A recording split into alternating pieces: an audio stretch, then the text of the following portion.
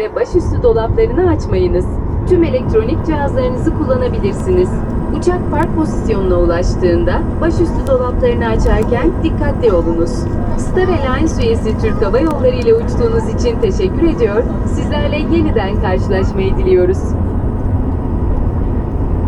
Ladies and gentlemen and dear children, welcome to Istanbul Airport, meeting point of the world.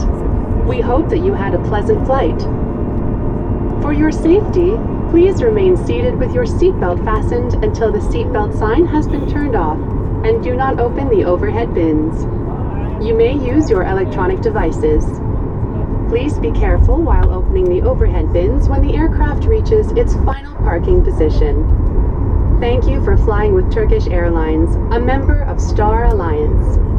We would like to say goodbye and hope to meet you again. Sayın yol.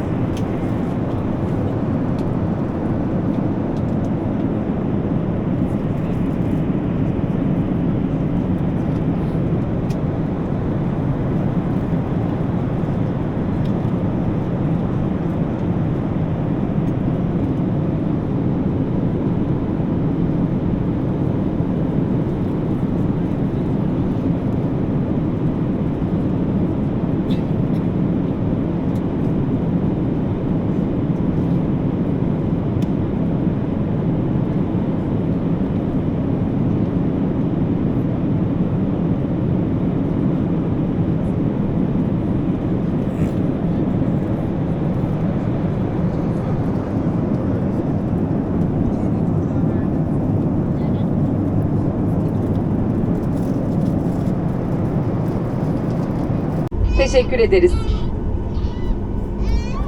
Dear passengers, our aircraft has not reached its final parking position. Please remain seated with your seatbelt fastened until the seatbelt